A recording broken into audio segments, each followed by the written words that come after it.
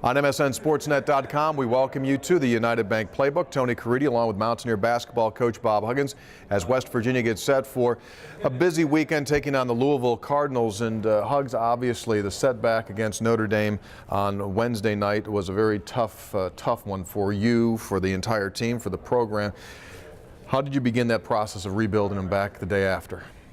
Well, they were pretty good. I think KJ and Truck, I thought, were really good with our younger guys, and I think every time they kind of wanted to slow down, they kept saying, come on, we got to go. And I thought Truck was particularly good at trying to get those guys back up. Kevin Jones, last couple of games, percentage-wise, hasn't been where he had been. You're going to get asked a lot. You think he's getting tired? Probably. But he's going to have all summer to rest. We don't have any choice, Tony. I mean, he's got to play, and Truck's got to play, and Dennis has got to play. And are they tired? Sure, I'm sure they're tired. But honestly, I don't think that had a lot to do with some of the shots that we missed. I mean, KJ didn't get his head on the rim, which happens. I mean, I went through that with Fortson, I went through that with Wingfield, I went through that with Kenyon, and it's a matter of going back in and emphasizing and them concentrating on it. And actually, we scored second half because we got our head on the rim. And that was a big emphasis talking at halftime, is get your head on the rim. When you went back and looked at the first half of the Notre Dame game, was it as simple as saying, hey, we had looks, we just didn't put the ball in the hole? Well, Aaron Brown had 3 great looks.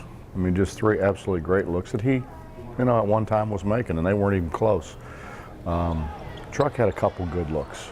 I didn't think he had any good looks the second. Well, he did. He had one good look and the ball slipped out of his hand. But he had a couple good looks, didn't go down. KJ, when has KJ missed those shots, those foul line shots when he flashes in the zone? We had pretty good looks. We just didn't get it down.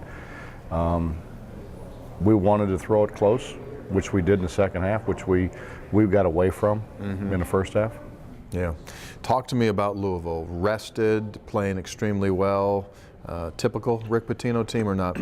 Well, yeah, they are. They not as deep maybe as what they generally are, but our schedule's been crazy. We've had 5 one-day preps.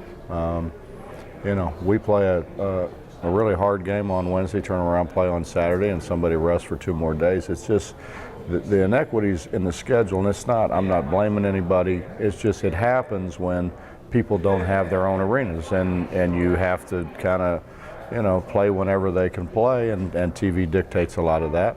And, naturally we want to be on TV, but we've had some really, really hard turnarounds. Absolutely. And looking ahead, you were in the Big 12 for a season. Is there more of symmetry to a schedule? Yeah, there is, because everybody has their own arenas.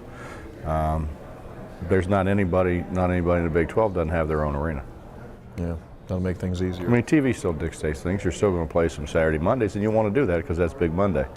But it's not quite as crazy as what it is in the Big East. Looking down the road, 6 league wins right now. 9 gets you in, 10's a lock.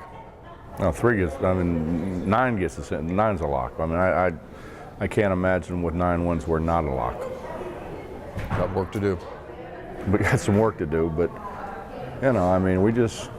everybody goes through it where you don't make shots, and we've gone through it for a good period of time here, and I think maybe it's finally hit home with some of our freshmen that you shoot your way out of a slump in practice, you don't do it in the game. Yeah.